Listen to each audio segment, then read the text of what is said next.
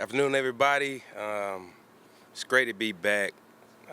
No one loves rookies more than I do, and to get these guys in, to begin their integration process, and to, how we do things around here. And you really look at it, the off-season program is all about building a foundation and really kind of setting the roots for what it's going to look like, how we go about things, the way we go about practice, how we meet, how we communicate with one another, how we connect with one another, how we compete against one another, building chemistry, and really talking about being contagious, and that's really what it's all about at the end of the day. And so, it's been great to get all those guys in, and it's been great energy in the meeting rooms, on the practice field.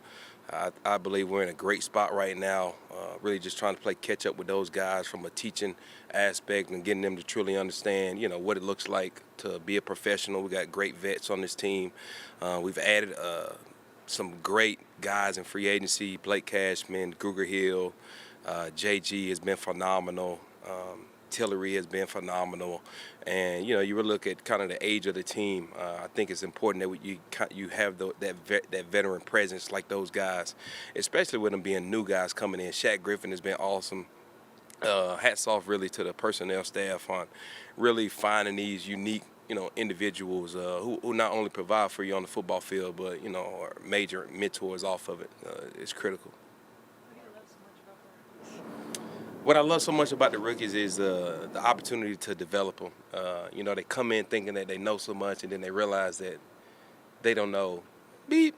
So that's really the beauty of it. Getting the chance to get your hands on these guys, develop them, really teaching the fundamentals and techniques of what we're doing, because there's always a difference between buying in, the difference between a belief and buying in. And so when you've been doing something for so long and you've been taught by one coach or two coaches, maybe 5 or 6, how the transfer portal is nowadays, it's difficult to get guys to really truly buy into what you're teaching and coaching. And so the development of that, and as you continue to work through the off-season program and they see that what you're coaching and teaching is actually working, they kind of get to see the positives out of it. So, I just love being able to just coach these guys hard.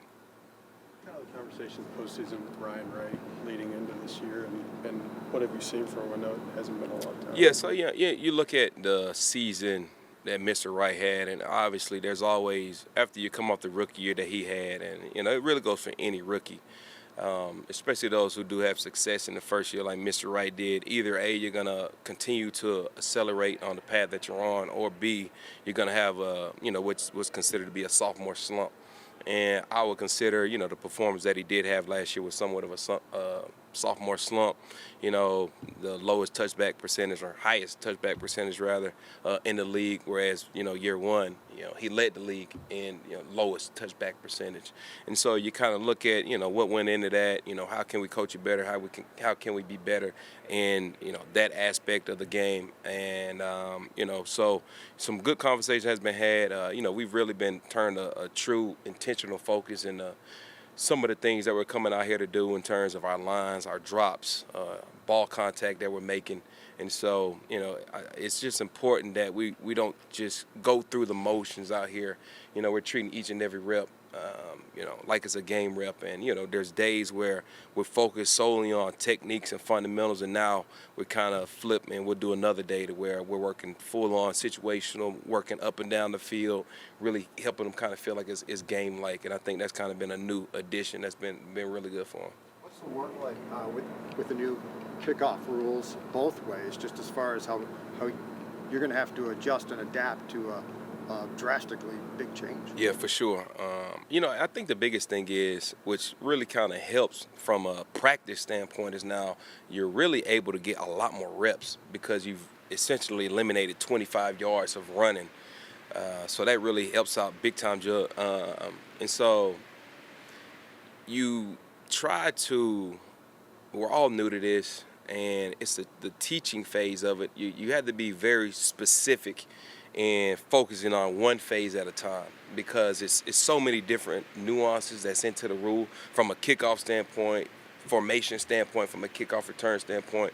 And so it's hard to kind of go dual where it's like, all right, we're going to focus on it. We're going to go kickoff and kickoff return. You kind of have to have a day where we're solely focusing on kickoff and a day where we're solely focusing on kickoff return, just because of so many nuances that's built into the new rule.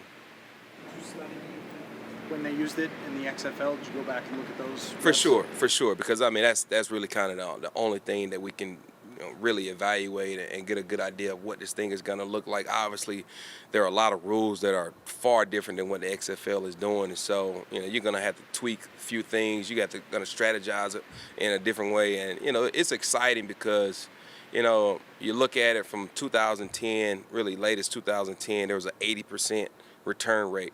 And really since then, over the past couple of years, you're looking at roughly under 20%. And so obviously we care about the safety of the players, and that's what this rule is all about. But it's also about, really taking away, what really considered to be a ceremonial play at the end of the day, and see if we can kind of get more plays added back into the special teams realm. Do you like this? I love it. Yeah, I love it. I love, and that's the beauty of it, especially when you start talking about from a special team standpoint. You got to be able to adapt. You got to be able to adjust, and it requires us now, with it even being a new rule, no one has done it before, seen it before. Like, you really got to put your coaching hat on and really get to work.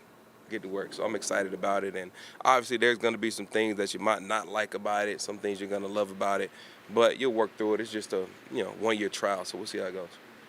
How much of this time is spent evaluating guys maybe in even some different roles or different guys in that role? Then? Yeah, that's a good question. So, the personnel is going to be huge in terms of who you can put out there. Now because you eliminate the 25 yards, maybe you can get a Cam Bynum, Ivan Pace, more starters on defense out there, because now it's more so close proximity, close quarter combat, and you don't have to worry about, those guys running down, taking breath away from their first defensive snap.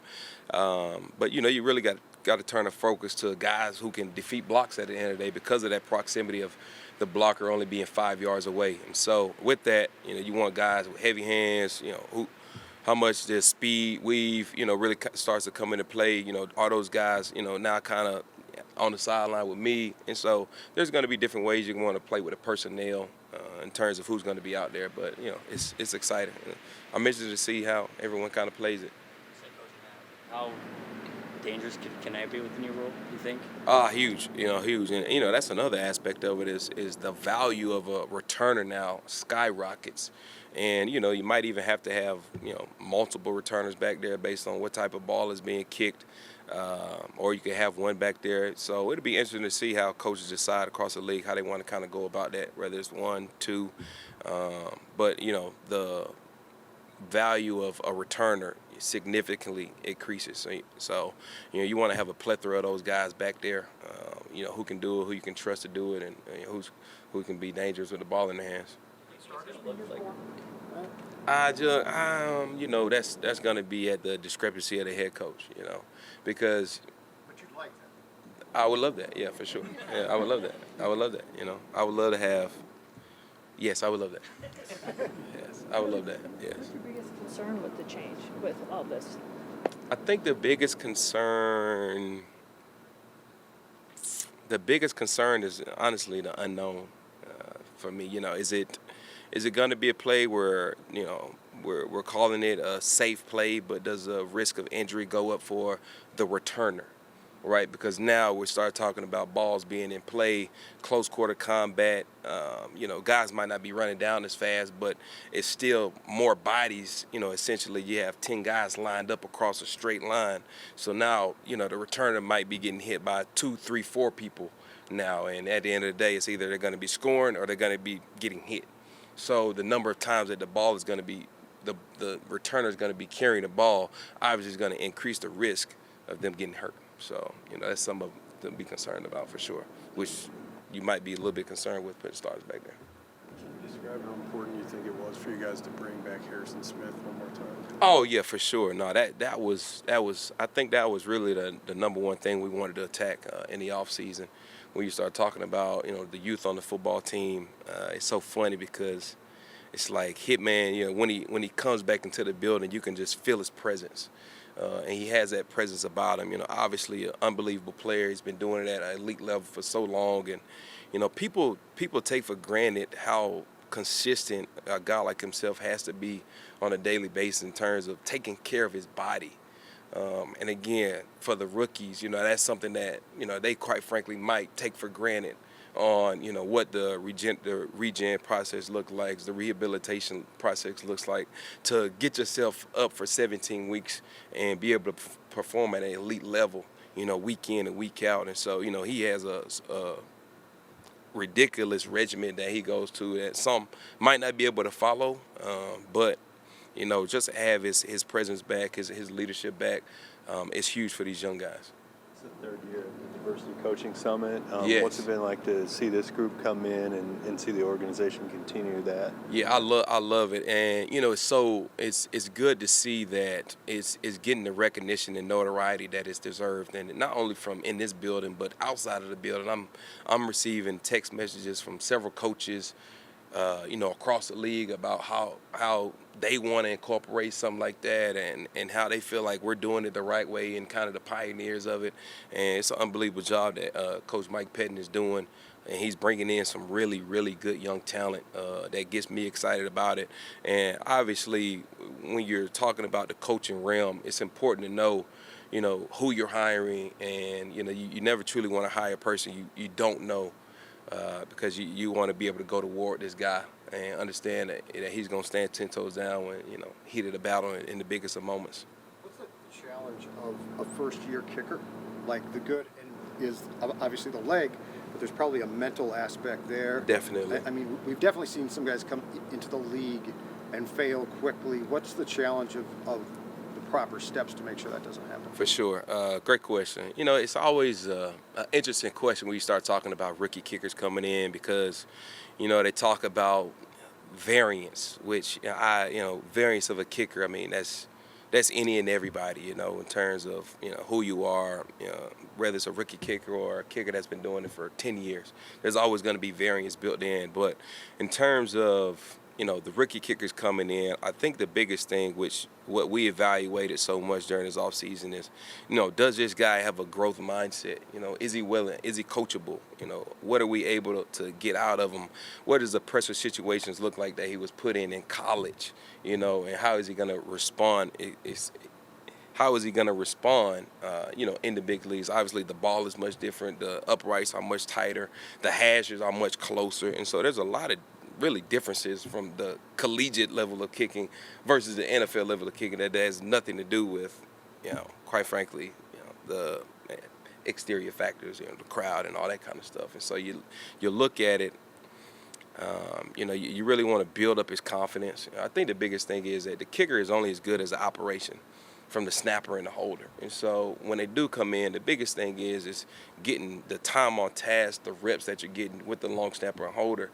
And, I talked with Will and Parker about it, about how critical they have to be when it comes to the operation. Like, we want every snap, every snap might not be perfect, but we want every snap to be perfect. We want every hold to be perfect, and if it's off by 6 inches, if it's off by an inch, tell them. If the tilt of the ball isn't how you want it, tell them. Because right now, that's the time where we want to be sharpening it up and provide that confidence, because if the kicker is confident in the operation, everything else is going to be seamless for him.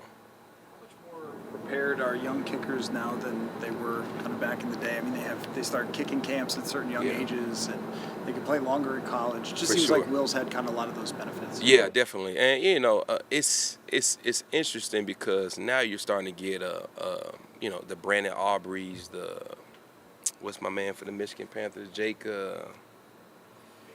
Bates, right? These guys where they haven't kicked in years, or they haven't even played football for years, right? And so now they're coming into the league and having success. And so, there's different, everyone has different walks of life or how they end up here. But I would say that, you're looking at these newer age kickers now, they're getting much, much better. The legs are getting much stronger. Accuracy is improving. It's really, somewhat getting easier to evaluate them now, just because they are a little bit more sharper in terms of their techniques and fundamentals and ball striking ability that they do have. So, it's a good time to be a kicker or a soccer player, really. Cool. Appreciate it.